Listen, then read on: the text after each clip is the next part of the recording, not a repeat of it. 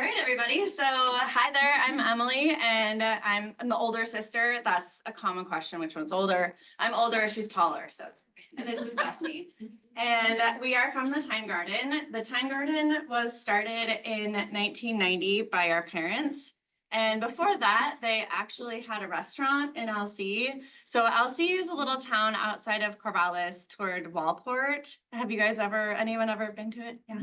So we're not too far. It's a really nice day trip for, especially in the summertime when you want to get out and see some beautiful forest and trees.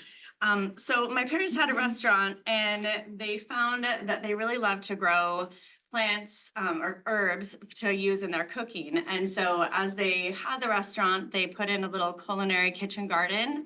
And as the time went by, they found that growing herbs actually was a lot more exciting than, or maybe relaxing than having the restaurant. So eventually they sold the restaurant and started the Thyme Garden.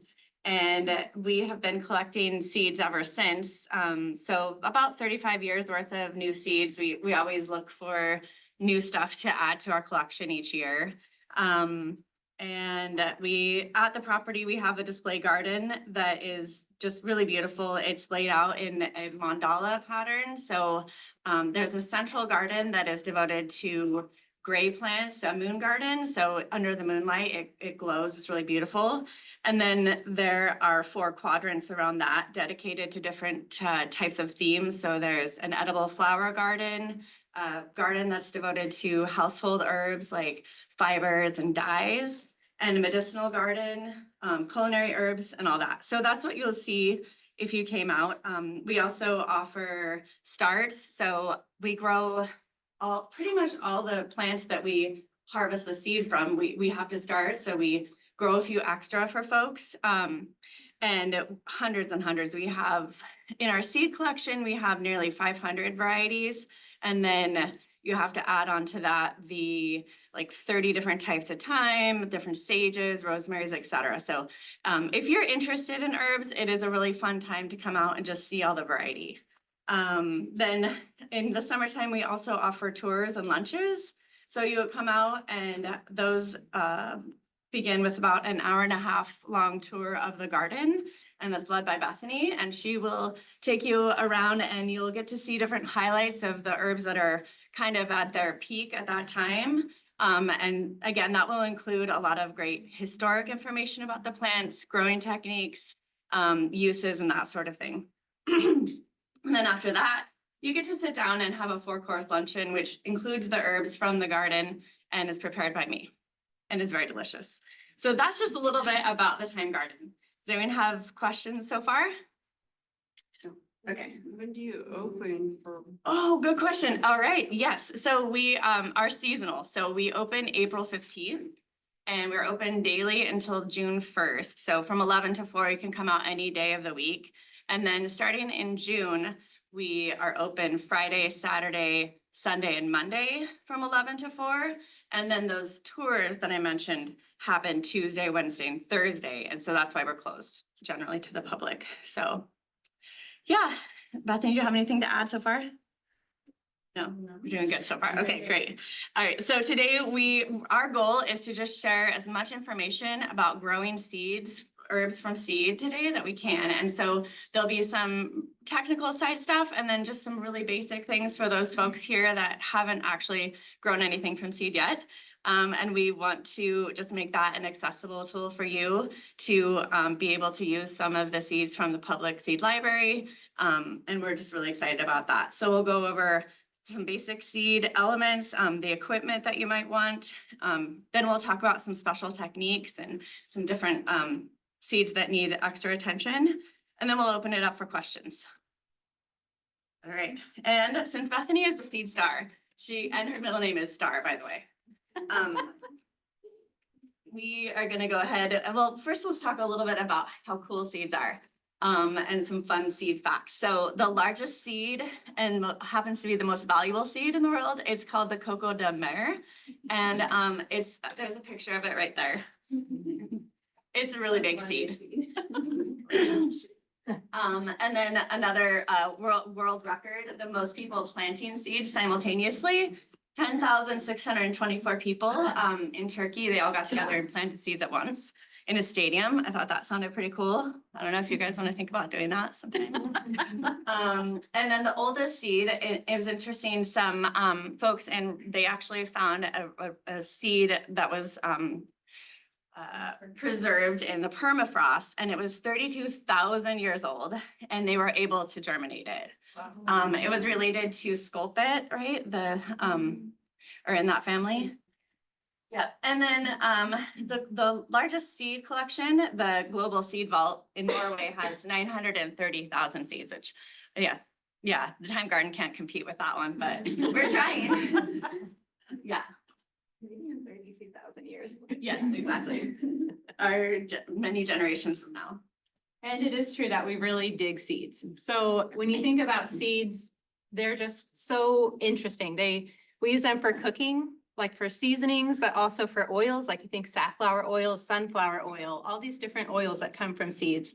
They have interesting ways that they transport themselves. They can be like little birds, like burdock, if you've ever like been out walking and you come home with some seeds. You know, they've found ways to transport themselves. They also they have interesting adaptations for making sure that they get to where they need to go. So maybe they're a burr like I talked about, or maybe they're like the elderberry seed that actually needs to pass through a bird's digestive tract to open up. And the reason it does that is because if it didn't, all those seeds would fall and they'd have to compete underneath that tree. So they've found ways to adapt and really get where they need to go. Some of the really big trees or the really big seeds actually have to go through the ocean for a while and then get washed back up because they need to go through a salination process to open. So they're just really fascinating. They look, you know, they're just, you know, seeds, but they're not, no two are alike. And I think that's really cool. And we have a lot of examples of seeds up here, and I would encourage you to come look at them later if you're interested, and you can also take some of these home. So things like papicha, you know, they have little feathers, so they're gonna float in the wind like the dandelions that drive us crazy, but they're actually edible, so that's neat. Or like really big ones, not as big as the Opidamar, but and then to some that are almost microscopic, and that's, to me, I just think that is really fascinating. So we really love seeds. We're not messing around. We really do love them. Yeah. What else do I want? I think that's all I have to say about them at the moment. So when you're starting your seeds, there are several elements that you want to think about. The basics are the soil type, the amount of light that they need, their moisture, and their temperature. And then I also put on their timing. And for timing, I'm just talking about when to start them. And I think it's really, really neat that the seed library is doing some of that for you by putting the seeds out when it's time to start them, because that can be really, really confusing. Some of the seeds that I was starting actually this morning, they need to go through a cold stratification process, and they take a really long time to start. So you're not going to start them in April when you want to plant them. You have to think back quite a bit before that happens. So timing is a really big element, but just on the very basic level, the type of soil you use. I brought examples of that up here, and I would encourage you to come up and feel them if you like to touch soil. I love soil. And it's soil, guys, it's not dirt. If you say you're planting in the dirt, then that means you're actually planting like literally in the dirt. So get that straight, because gardeners get mad if you call it dirt. So soil type is important. So the one I have over here is very light. This is a seedling mix. And if you run your fingers through it, it's basically like feathery. And it's what you would want to use for starting things like very fine seeds like this chamomile, and some of these that are just so fine that if you use something like even this potting soil that has all this perlite in it, if this perlite got on top of one of those seeds, it's basically like trying to grow under a rock, right? So you want to use something that the perlite still has perlite in it if you come up and look, but it's very, very fine. So it's not competing with your seeds, right? And then this last one is actually what you would use for like raised beds. And if you come up and look at this, this actually has chunks of like bark mulch in it. So very coarse. And that's what you would want to use after your plants have been established, or if you're planting something like a bean where it can just easily sprout and pop its way up and it can push that up. But the little plants can't, or the little seeds can't do that as well. So soil type is very important. And then this just has, if you're really interested in what's in all those, it does have the breakdown of what those are. You'll notice they have limestone. Most of them will have limestone in them. That's for balancing pH. So if you're wondering why that's in there, a lot of the newer soil mixes that you get, they'll now have like live fungus in that, or like fungi in them, which is really cool. So they have like mycorrhizae in there too, which helps with water retention and keeps them, just keeps your soil alive and your plants thriving. So that's kind of fun. And then light. Light is also very important, and it's also important to us as human beings, right? This time of year, we can all feel like maybe we should go sit under a full spectrum light for a bit. Full spectrum lights are available at like the Samurai Grow Nursery. You can get them online. You can actually get them at I can't think of its name, but the pet store in town, they'll have them for things like terrariums. So you can grab one of those. What we use at the nursery is basically just like a fluorescent type light. And you can see it's really close to the seedlings. That's really important. If you have your light up too high, it's not going to have a great effect. You want it to be as close, like with a foot or less, like between that and your little seedling flat. So you really are creating a lot of light for them. If you're growing at home, like Emily started these seeds about 10 days ago on the windowsill, you can do that, but you can see that they'll get kind of leggy because this time of year, we just don't have a lot of light no matter what we do in Oregon. It's just how it is. But that also will work. You just have to think of which window in your house is going to have the best light. And then I have on there a timer with 12 on, 12 off. That's what we do typically. We have our fluorescent bulbs on a timer and it just does that for us. But you can, you can probably get an app on your phone that does that. That will automatically do that for you, or just set a reminder to just give them periods of light and dark. Unless, of course, your directions say not to do that, because some plants, like for instance, statice, they actually like to be in the dark completely while they're germinating. So that would be indicated on your seed packet, and then you would skip that whole part and just, cover them up. So, and then I already covered that as close as possible. You can see that these ones here are getting pretty leggy. So they would need to have more light. They're getting very tall, and these are the true leaves that are forming. And so at the time those true leaves form, you're going to have just this long stem and not very like thick of a plant. So that's what you're trying to avoid by using enough light. Okay. At that point, would you transplant them? Ideally, you would transplant them when they have their first set of true leaves established. So these are just the primary leaves like that are just starting. Like you can even see the seeds are still stuck on some of them. So transplanting would be when that second set of leaves, those are the true leaves, have really developed. And then we do a step. Maybe I'm jumping ahead here, but isn't there a step in between before you transplant? Do you harden them off at all? I do harden them off. Great question. And for how long? Usually the hardening off is at least a week. So people, I'm sure, are familiar with the term hardening off.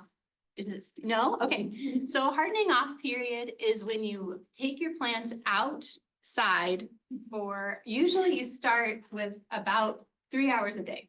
Then you bring them back in and then you take them out until eventually they're ready to stay out for that whole period. If they've been in your house where it's probably 68 to 70 degrees, you need to harden them off, because otherwise they go through a transplanting like shock and they'll just, it's too much. It's like being thrown outside right now. So that's a great question. And a good way to do that is just to set them out under your eave of your house. So they're kind of protected, especially if they're this small and it's raining. You wouldn't want to stick them right outside because rain's just going to pelt them and destroy them. So yeah, just kind of under the eaves for about a week. And if you have a cold frame, that's a great way to do it too, because you can just take them from the house to the cold frame where they're getting some protection and then bring them in. Or if you have old windows, a lot of times that works really well too, is just to set the plants like against the house like this and then prop a window against them. So they're getting a bit of protection. It's kind of like an intermediate greenhouse, but yeah.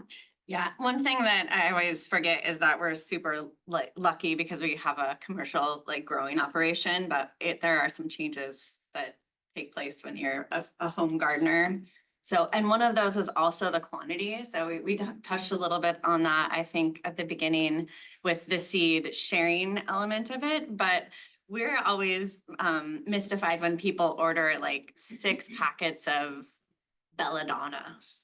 What are they going to do with it? That's like 2,000 seeds, like, you know, so when you are planting your garden and thinking and starting your seeds, thinking about how many plants of those type of plant that you really are going to be able to use is a very useful thing. Because right here we have like maybe 400 or no, I won't say, but like quite a few. And that's more than a home gardener would need unless you're starting a lavender farm. So that's something to think about. All right, so in order to start your seeds, it's pretty basic. You're gonna follow the directions, right, to become a natural. And they're all going to the directions, ideally, if they're well-written by people who know how to write directions. They're going to go over those things that we talked about: light, moisture, temperature, timing. And light also applies to how deep the plant or the seed is planted. So some, like I mentioned, they don't want to have any light. So in that case, you need to bury them, right? A good rule of thumb is that you're going to plant your seeds at basically the depth of that the plant is wide. So the width of the seed, that's the depth that you go to. Some of them, they have other needs for whatever reason, like I talked about with the elderberry. But that's a general rule of thumb. And if you kind of look over these, that's basically what they're telling you is how much light they need. So barely covered, that would be a seed that needs light to germinate. 1/8 of an inch deep, that type of thing, that's all covered there. And then the other thing you'll notice that almost all these directions mention is moisture. A lot of people want to do really cool things, but they don't want to put the work in for it. And one example is people who really want to replace their entire lawn with thyme seeds. And so they think they can just take out all their grass and sprinkle a bunch of thyme seeds out, and it's going to turn into a field of thyme, which would be great, except for if those seeds dry up at any point during that germination process, which is about 6 days, they're toast. So you have to put a little work in to get some good results. And I feel like one of the main problems that people have in gardening is the moisture. So overwatering or underwatering. And when you're using something like this, it's pretty easy to over soak it because, you know, you just get a little overzealous and you want to love your plant, your little seedlings so much. So we do usually use a mister like this, which has a really fine spray. And I don't know if it's okay if I spray it in here, but I'll spray it on here. So it's just very fine. You can see it's not like blasting them out. But yeah, so moisture is really important. Anything else to say about these ones? I don't think we need to go over everything. We'll probably touch on some more. The temperature also will be helpful. So we brought this little kit here as kind of an example of the different elements, but you get a heating pad and then bury it under sand and put one of your little like plug trays filled with the seedling mix, and that would be a great setup. The tricky part, again, will be like keeping it covered so that it doesn't dry out, because a nice clear cover over that is really helpful. And we just took some, what is that clear stuff? The acid, anyway, like building something with like a hard plastic and gluing it so it's like a cover that fits over, like you see in this picture, that sort of thing is really ideal. But we did bring this as an example of a kit that you can get And we actually thought we might sell these here, but we aren't going to. But maybe next week we'll bring these to the Cooks and Books thing if you guys want to check it out. But this is convenient because it includes a heating mat. It has the little tray to keep the moisture from going on the heating mat, a plug tray, and a cover. So the only thing that's missing is a light. And so that kind of thing might be really helpful for you, or you can kind of DIY it together. Another thing we're thinking, we might be able to donate some of these. I didn't talk to you about that. But I thought maybe I could bring some of these just that we're done using. And if you want to come to the next Cooks and Books thing, we can kind of distribute those because we have lots of them.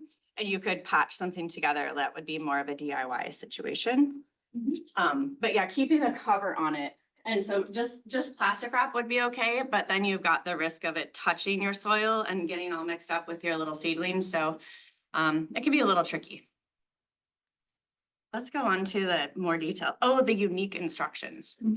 So these are the seeds that have kind of those extra sort of needs. Yeah. But again, it just goes back to trying to mimic what would be happening in nature. So for instance, henna usually grows in a desert. So you're trying to mimic those desert conditions where it's 75 to 80 degrees and it's, you know, very fine soil, almost sand. Like you're just trying to make it how it would be if it was in this natural environment. So things like echinacea and milkweed, they go through a cold stratification process because they'd be growing like on the plains where they would get frosted for part of the year and there would be a lot of duff and things like that. So you just have to put on your naturalist cap when you're a gardener as well and think about where these things would be growing and how you can make that happen for them. Yes, Jill. I see a lot of folks taking photos or taking notes, and I realized one of the things I forgot to announce is that the slide deck and the video recording of this event will both be posted to the Public Seed Library Resources website. And at the table at the back, there is a QR code that I can show you, or our volunteers can show you later, so that you can easily access that. Those things will be posted after the event. Awesome. And I was also reading about things to do in January for the people who have the gardener's itch. And one of those things is to go ahead and go through your seed packets that you have and read the instructions and then just mark a calendar or make a list of like the times that you need to do stuff. So that's an activity that's great to do in January that will get you ready for your growing season and kind of, you know, oh, March is here. I got to do that thing.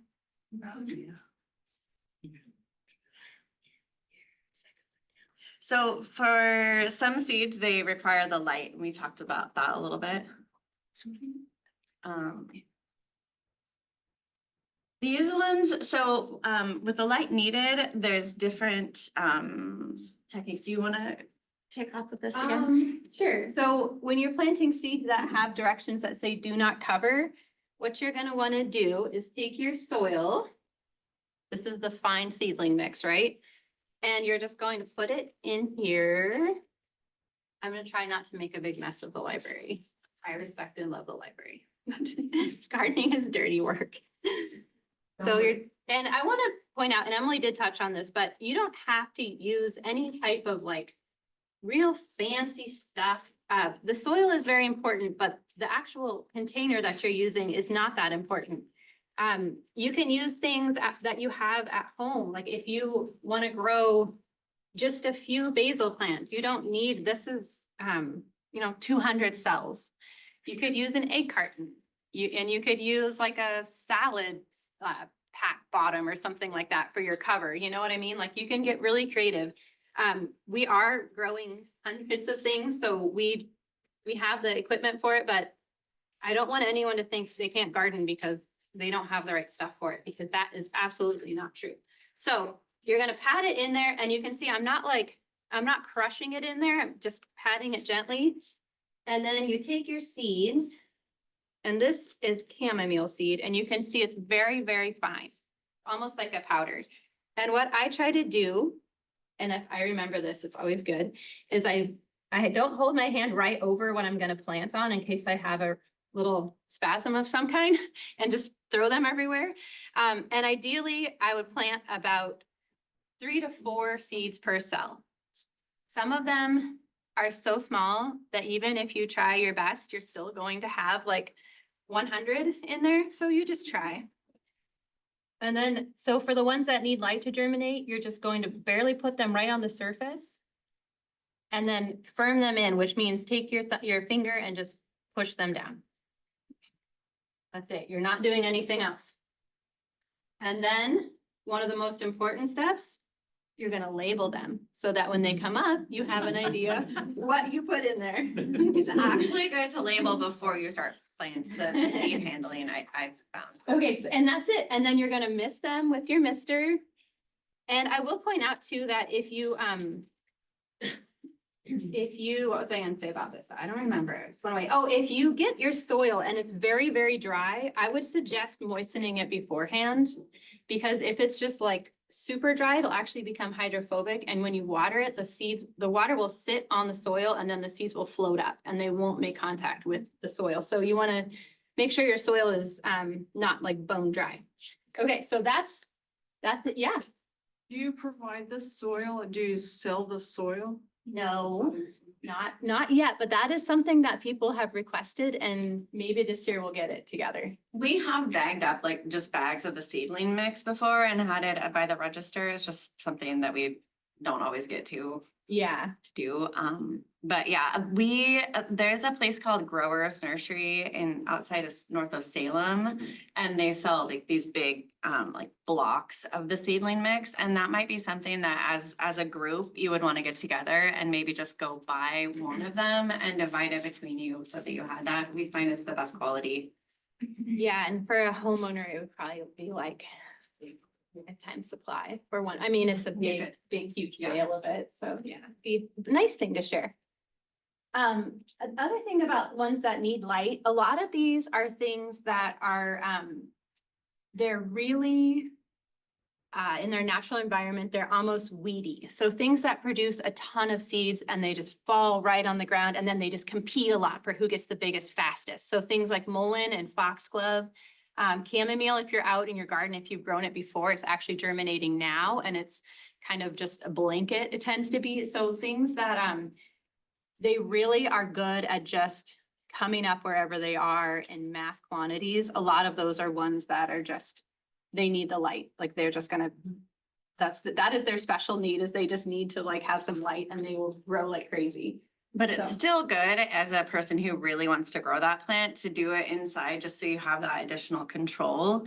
Because you don't, you can't control like when the last frost actually is going to be. There's also the matter of slugs and other like little critters that are out in your soil that are gonna come in and try to get your stuff. And so it's nice to have a controlled environment. And so that's what we found works best. Yeah, or maybe they all get like washed in a giant torrent of rain along the rocks and they're all just like a line of them and not exactly where you'd like them, but. So it depends on your gardening style. If you're a very casual gardening style person, then maybe just throwing them out there. Okay, barely cover inside, outside. Okay, so these tend to be somewhat bigger seeds and you would use basically the same technique that we just did. But what I do when it says to barely cover, I do the same type of thing where I put them in my little cell. Oh, if you didn't mark it, I don't know. I'm just gonna be planting all kinds of stuff and come up in here. And then I put these back in there. I take a pencil, or you could use a marker, and I just go around the outside of the cell very gently. And that makes some soil fall onto the seed, but not a lot. Like it's definitely like still visible, and then I just poke them down. So that would be like a barely covered. Easy peasy. Then we would water them again. And so these ones tend to be, again, like slightly bigger seeds, but these are also germinating out in the garden right now. Sometimes I think that they're barely covered because they do tend to be growing in places where you would get a little bit of overland flow in the winter. So you would get like very moist places. And so they would get a little bit of soil that washed over them just from their natural environment. But things like bachelor buttons, which is this pretty one up here, Amaranth, chives, lemon balm, a lot of those are just in that category. And then you'll notice that they say you can plant them indoors or outdoors 6 weeks before last frost. Everyone here knows our last frost date, right? It's also the day we open and tax day, April 15th. Yeah. So that is supposedly our last frost date for this area, but we have had frost much later than that. So you also have to be aware of the forecast a little bit, but that is, so 6 weeks before that for us, that's March 4th. So that's when you would mark your calendars to start ones that say 6 weeks before last frost here. All right. 1/8 of an inch deep, same type of thing, except for you're gonna bury it a little bit deeper. And again, just kind of going around the outside of each cell and knocking a little soil on works great, and then firming them up. Basil is a great example of that. And then while we're on this slide, this is a good time to talk about something that Jill mentioned earlier, which is once they've come up like this and you're ready to transplant them, how do you do that? How do you get them out of the cells? What I do is I poke them up from the bottom, and I use this really cool tool. It's actually the bottom of a drill bit, but it fits perfectly in these little holes. So you want to poke them up. So just, whatever you can find that fits perfectly in those little holes. And I'm telling you, a drill bit is perfect for this job. And because you don't want to pull them out from the top. If you pull them out from the top, any roots that have secured themselves underneath that hole will get torn. And the plants really go through a lot of transplant shock. If you pull them up by the top, you can also break their stems or pinch them off. So you want to push them up from the bottom. And when you do that, you can actually then get a hold of the soil instead of the plant. So just a little tip there for having hopefully great success when you're planting. And then another thing is once you transplanted them into their new homes, either into a 4-inch pot or right out into the garden, that's also a good time to thin them. And I know that when your seeds come up, you are loving every single one and you're so excited that they all germinated. But if you have them this close to each other, they're not going to thrive. And I wish I'd put the slide up that kind of shows too that like one we had thinned and one we hadn't, because they really grow better when they have some space around them. So 2 in a cell is probably fine, but if you ended up having 100 or even 5, you would want to thin them out. And again, I don't pull those out. I trim them with like very small little scissors for that same reason that you don't want to cause any damage to the root system. So I just, want to just pinch them off, and then you can eat them as microgreens if they're not belladonna, or, just toss them, put them in your compost, that type of thing. But they really do better when they're thinned out. So. Yeah, absolutely. I love the microgreen thing. That's why I planted so many seeds in my little pots, because I'm really excited about the microgreens. Okay, and then 1/4 inch deep, these are, again, those are the really big seeds. So things like the beans these are scarlet runner beans. Those are going to be really deep. Nasturtiums that look like little brains. Those are pretty cool seeds. They just need to be a little deeper. So same kind of thing. I would not plant these type in this small of a cell. I mean, I guess that's probably pretty obvious.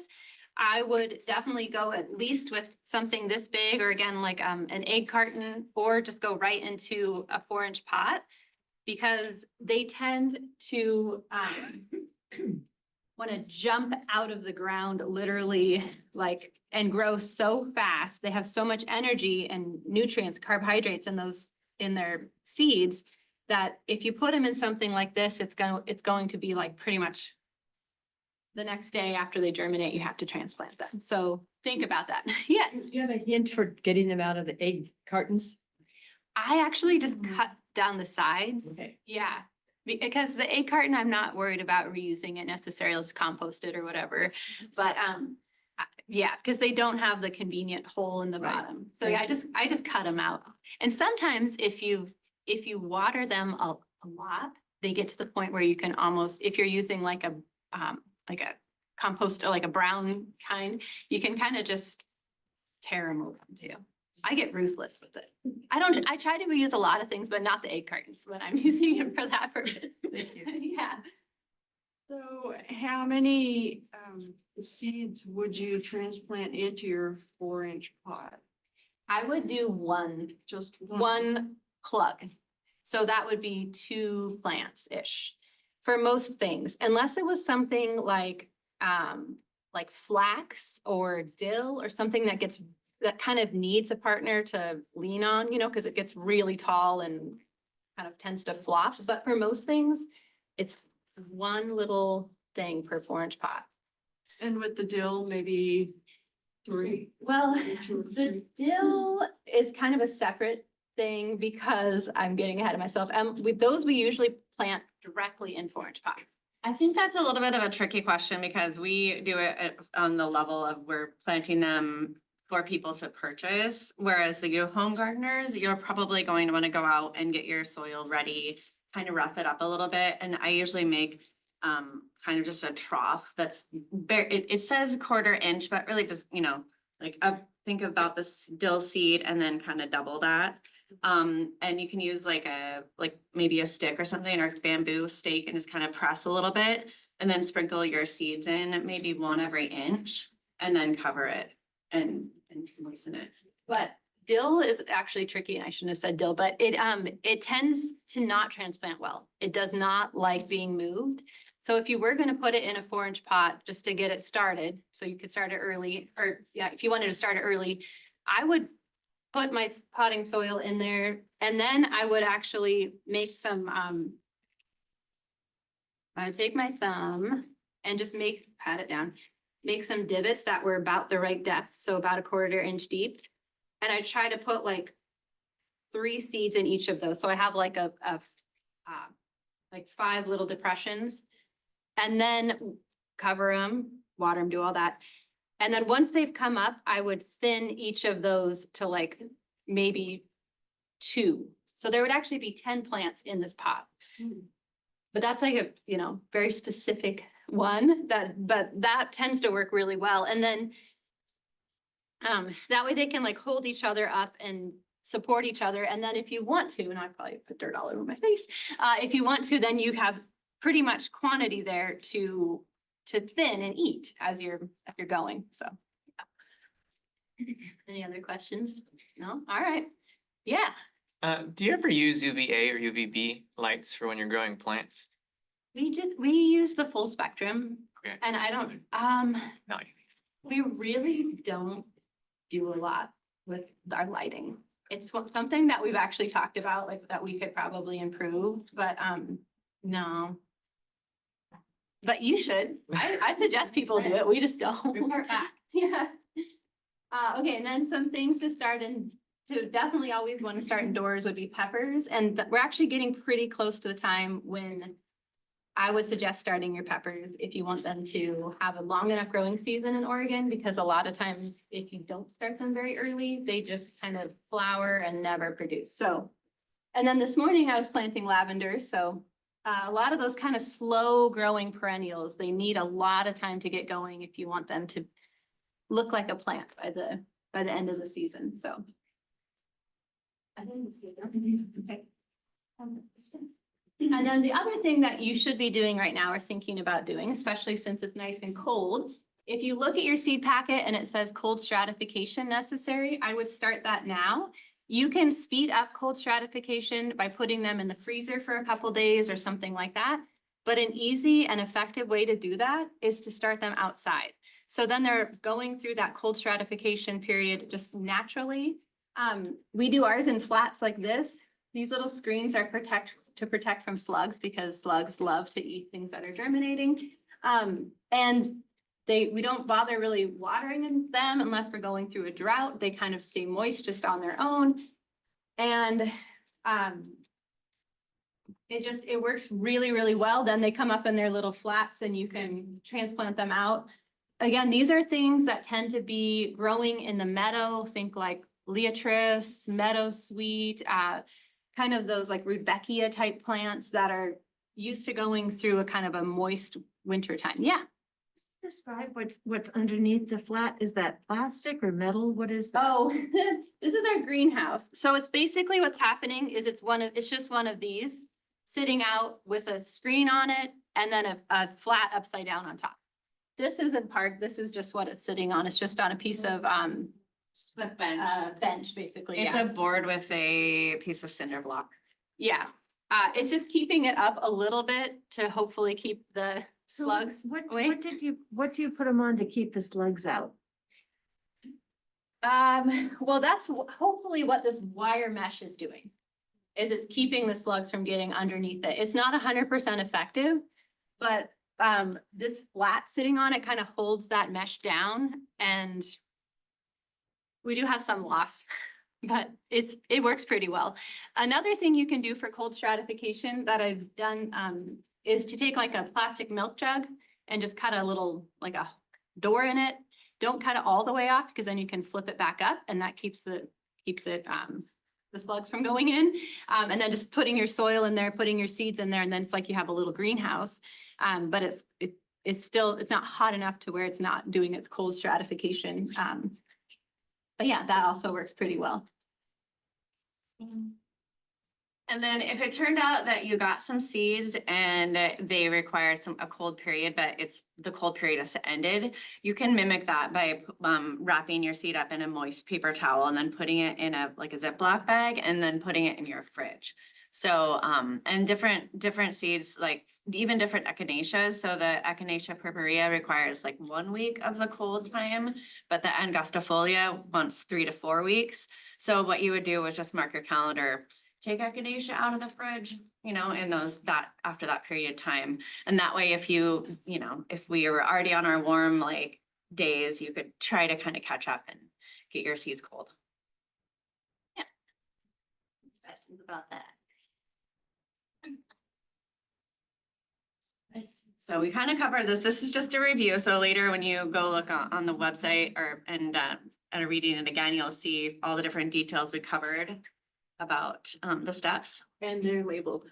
Label, good example. Do not forget to label, and no matter how sharp your brain is that day, maybe later it's A lot of not. the seedlings look alike when they first come up, so it's good. Know what you're doing. All right, so my job, because I'm mostly a cook, my job is to start the easy seeds. And so I'll just do a little example of how I do it. Bethany did sort of touch on it. So I'll do what I call the scoop and sweep method. And so we have our soil on the counter at the place, and we just take our 4-inch pot and you just scoop it and then sweep it off, just like if you're measuring flour for bread, okay? And then you just press it really gently down. So that's about how much. You don't want it to be packed in there, but you also don't want it to be too light. And after a little bit, you might get a sense like this is too light, and so I put a little bit more in there.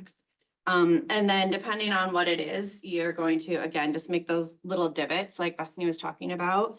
So I just take my fingertip and make a little, I usually do 4 here, and then I would put my cilantro seeds in there and then cover them up and mist it, and then just wait for success. And we've got, I did plant these 10 days ago, so you can see how fast cilantro grows. There's dill, and then these are some different types of basil. I don't usually do this, but I thought it'd be fun to have something green here at our presentation. And I think that what I'll do is use these for like microgreens and stuff. So that's kind of how you do it. If you had an herb that was supposed to be barely cover, I would just take the seed and just sprinkle it over the top like that. And then actually kind of take my fork and just rough it up like this. And it's a little bit random. It's not quite as control freaky like we usually are. But that would be for the barely cover option. And you'll keep your eye on them after you've misted them and you're looking out. You'll notice, like, for example, the basil, it gets a little gelatinous sort of like coating on it, you know that it's working. And then you'll start to see the little sprout come out. If it turns out that it seems like they're too exposed, you can just come back through with your soil and just add a little bit more gently on top. And some of them are just notorious for kind of being all wonky. Calendula is a good example of that because it needs light to germinate. So you have to leave it on top of the soil, but then that sprout comes out and it's just like out there. So you have to come back with your soil and just cover it up and kind of gently, sometimes even sort of like poke it back down in there, but really gently. Yeah, so that is a little bit about what I do when I just plant straight into the pot. And again, we use the mist, like a mist setting to water them in, and that just is a gentle way to keep it wet without like drowning them or like just dislodging them from where they're at. Yeah, oh, and then the last thing, oh, go ahead. This is something that might be, it's a problem at my house because I'm out in the country, but rodents, so mice and things, squirrels, things of that nature, love to eat the seeds. So I definitely would recommend covering them with a screen so the light can come through, or like I was talking about with like a little plastic cover. Mostly because the rodents love to just go find those, and then your sunflower seeds or whatever They love milkweed somewhere a else in your lot. car or something, yeah. It's a tragedy when you come out to your pots and they've all been eaten by little jerks. Exactly. So don't let that happen. And yeah, and then for a windowsill garden, and again, I'm just playing around with this because it's winter and I like to grow stuff, but just filling any random pot you have with some soil and putting seeds in it just to satisfy that urge is always a fun idea. And it's not a lot of work, and then you're going to have your sprouts, and eventually you thin those sprouts, and you have like microgreens, and then you have like full-size greens, and it's just a fun experience. So I would say that's a great way to start with some easy things. And the easy things are like, again, the microgreens, which I think I heard maybe the seed library would have. And basil, I don't know if it's gonna do too well, but I think it'll be great in some, like on a few salads. But yeah, just play around with it. I think it's a fun way to get into it and find out what doesn't work too. Yeah. What to start when? Yeah, so what I do is I actually keep a journal of when I start things, and that's based on, again, the timing that says on the packet. When I've noticed that they're starting to germinate out in the garden, a lot of times that tells me that that's like their natural time when they want to start growing, so I take note of that. I also put notes in here, like you can see it says do twice as many, or I started this too soon, or this was way too late. Things like that, so that you can learn from yourself, because you know your own microclimate and your own skill set better than anyone else does. So you should keep a journal. Plus, it's really fun to see what you grew from year to year and kind of see that fluctuation of like, this year I was really into gardening or took a break or whatever it is. The OSU Extension Service is also a really great resource. They have calendars that you can get that says when to plant things in the Willamette Valley. So that's a really great resource for you. And then this sounds like the seed library, and grab a book that's specific to our area. That's really helpful. Looking at your seed packets again is really really a wonderful thing to do. And then sometimes you're going to have to start multiple rounds of them. So things like cilantro, where it just wants to bolt. If you want to have it all spring and into the summer, you're going to have to plant some basically every 3 to 4 weeks. 3 to 4 weeks. So it is an ongoing thing if you really are dedicated to growing all your own stuff. Ooh, I Yes, feel that questions. What is bolting? What is bolting? Bolting is when your plant goes directly to flower. So cilantro is notorious for doing this, where it makes like a couple rounds of leaf and then it just flowers and it's done. Like it's an annual. So after it flowers, it's just like, I did my work, I'm done. So you want to avoid that. And maybe you don't, maybe you really like the seeds of it. And Yeah, you you want can to also, eat them, yeah, that's you can fine. use the seeds, they're good. But yeah, And the flowers attract bees. yeah. So, for the, folks in the room who have not yet been to the Public Seed Library Resources website, I want to make sure you all know that on there is a specific link which is related to this topic of soil temperature and seed germination temperature and days to germinate at various temperatures. So that's a real good guidance to help figure out, okay, what are my local conditions? Therefore, when do I want to put my seeds in? If I put them in now and my soil's, as cold as it is, are they just going to rot because it's so cold and so wet here, right? Right, and then an additional resource I want to be sure you're all aware of is that the Corvallis Library generously, when I said, hey, we need to have some soil thermometers that folks can check out from the library's Library of Things. So they bought some soil thermometers so that we can all check them out. So you can go to the Library of Things, you go up to the Corvallis Library's website, you go to their catalog, you look specifically for Library of Things, and then in that, you'll find you can search for soil thermometers, and that's how you can check one of those babies out. So you'll know what your local soil temperature is, and then you can look on the chart to see how long it's going to take for seeds to germinate. They won't go into full detail on the herbs. They don't do an awesome job with that, but they're really good about a whole bunch of things. And it'll give you some idea of, oh, there is this relationship between the temperature and how long it takes stuff to germinate. Absolutely. And that's a great thing to bring up too. Just in a summary, summarize what she said. I couldn't really. So the Get a the concept. library actually will let you rent or not rent, but check out as soil temperature thermometer. I just said that totally weird, but yes. The Library of The- Things. The Library of Things, yeah. And a general rule of thumb for things like tomatoes, like basil, is soil temperature at about 45 degrees. Local lore is when the snow's off Mary's Peak. It's safe. So if you can't get your hands on a thermometer, you look at Mary's Peak. But 45 degrees is when things will typically not just sit and rot. And there are going to be microclimates too. Yeah. Yes. So I saw earlier in the presentation, it said to start everything in sterile soil. Later on, if you wanted to like inoculate it with like some compost tea or something, how long after a plant germinates is that like safe to do or okay to do it? I would wait till it has true leaves. Really? But I will also say that as much as we like to say sterile soil, I was laughing when I brought these in because I was like, well, these ones are pretty clean. They're like, there's like cobwebs in them, maybe some earwigs and stuff. So the thing with the sterile soil is it's mostly so that you know what you're growing is correct. And there's not going to be like soil-borne illnesses in there, like things like wilt and things like that stay in the soil for a long time. But I'm not very, I'm totally clean. Like I'm clean and everything, but sterile is not like really Don't have important to be me. fanatical. Yeah, you don't, but I would say like once the true leaves have formed, the plant is stronger and it'll take it up better and you'll have less chance of burning it or something like that if the pH is off.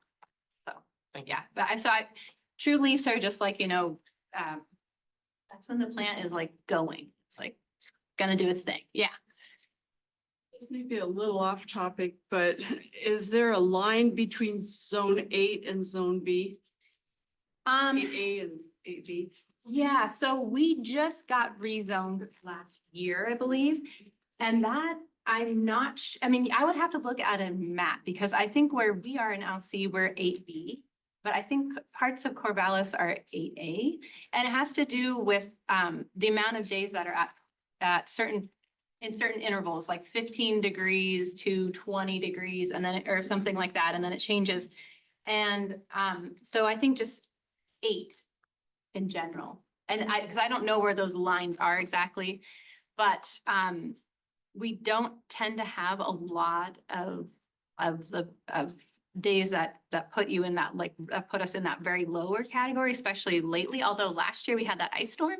So it's all crazy. So I'm not really sure where those lines are, like, as far as like, this area is 8B and this is 8A, but I think I know that it's just recently got redone. So that's a great question. I'll have the answer for you next time. Yeah. So this is about temperature. Also, I've heard a phrase called our degree days. So it's a way to really calculate how long something will take to mature or, bear fruit, whatever. How do you calculate degree days exactly? That's a great question. What was the question? How do you calculate degree days? I'm not really totally sure. Like, we don't do that. I know that this goes back to something on a totally different topic, but when I was working with salmon, we calculated degree days, and it really literally was the number, like the period of days where it fell Y was into. a certain. Exactly. Yeah. And that made it, told us how long it would take for the eggs to hatch. Yeah. So same kind of thing, eggs and seeds, but I don't know. To Google, right? Google it, yes, Okay. Google will know the answer, or better than I do on that, sorry. I can put on my master gardener, certified master gardener hat here and provide perhaps a little bit of help. If you go to that USDA website and you look up the hardiness zone, you can find the maps and a discussion of the recent redo, right? Mhm. And in general, all of the zones, we all moved into higher, warmer number is in general for the country, kind of where the trend is going as a whole. And for Dallas area, to my knowledge, none of the zones that any of us were in changed with that redo. Okay, but what is particularly important for us as home gardeners is to think about our microclimate and whether our gardens are more at the top of a hill or at the bottom of a hill, which way the prevailing wind comes from, right? And so that is more likely to help you better understand, your space. And then I'll also share that one of our public seed library presentations that was done last year, you'll find a slide deck for. And it was local seed expert speaking. He's one of the fellows that works with a variety of gardens, Mark Lutera. He's also involved with the 10 Rivers Food Web. He spoke on microclimate and using local weather forecast information to better inform what we do in our home gardens. So it was a really good presentation and will help folks understand, okay, I'm looking at the weather, I'm looking at my soil temp because I use the library's library or soil thermometer to measure it. Now I know what my soil is. I know what the forecast is. Man, I better get hopping because I have this window of opportunity or hold the farm, let's hang a few days before I do this because there's my window. Time well. Okay. And then the last quick thing I'll share on the Sundays. Y'all are the herb experts. I am not by far, nor am I a vegetable grower expert, but I do know that West Coast Seeds hires PhD kind of experts to know this stuff. And I know they have an awesome chart that shows the degree days for various areas, okay? And that link you'll find on the Public Seed Library website reference page. Lots of resources. And I think that, all those resources are wonderful. And I think one of the best ones is going to be your garden journal that you keep, because as you write down, planted out my basils May 15th, and then June 6th had a frost, all basils dead or whatever. I'm not saying that'll happen, but it has happened to us. We're always tempted to plant our plants outside when it's beautiful. And the last few years over Mother's Day, it's been 80 degrees and it's really confusing, but the temperatures can go back down. And it's generally a better idea to wait and keep your plants safe inside until you just are really sure that it's not going to kill them to send them outside. So lastly, we just kind of want to wrap up with a couple things. We have an herb propagation talk coming up, and that's going to be in February, about a month from now. And we'll actually cover some of the things that we don't start from seed. So one of the ways that you can propagate a plant and keep its very unique properties is by cutting. And so we'll be talking about that because there's a lot of varieties of oregano, thyme, sage, lavenders, and these sorts of things that they aren't true to seed. If you start them from seed, they're not going to stay true to those properties. So what we do is take cuttings or clones. So we'll be talking about that in February. So I just wanted to point that out. Yep. And I think, yes. One of the things you haven't mentioned is your Mother's Day events. Oh, yes. Good. Okay. All right. Well, this is our final slide. So it goes over again the hours which we talked about this morning. Well, like this morning, that it was at the beginning of the presentation. Our website there, and we do have some fun events. So we like to do an Earth Day event. That would be April 19th, and that's a day where we have a really cool herbalist come out, and she does a spring herb walk and talks about herbal medicine that you can make with those herbs that are growing. in springtime. And then other really cool, like earth-centric type stuff. And then in in May for Mother's Day, which is the 10th and 11th, we have a Mother's Day Art Festival. So it's a little bit like the Fall Fest, but out at our nursery. So we have about 30 artists that come and they set up their booths. We have music and food, and that's Saturday and Sunday of that weekend. So yeah, we'd love to see you guys there. And then otherwise just come out for more of a peaceful visit any other day. And the events are on our website also. We do sell our seeds at the co-ops here in town. So First Alternatives, Oceana Food Co-op in Newport, and then also in Eugene at the Down to Earth store. So those are our retail places, but mostly we do direct sales via our website. You can have those delivered by mail, or we also have an option for farm pickup at checkout. So we'll just take your order and put it underneath the shelter, and you can come out at your convenience and get it. So those are two ways to get your seeds until we open on April 15th. And again, you could come out, you could place an order and then just plan on coming out and picking up the seeds if you didn't want to have them shipped to you. Yeah, that's us. Thank you, guys.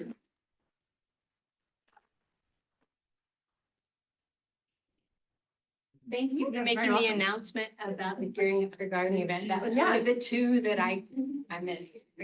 So before folks head up too quick, I want to make one last announcement that I missed earlier, and that is that the 10 Rivers Food Web is having their annual sale on now.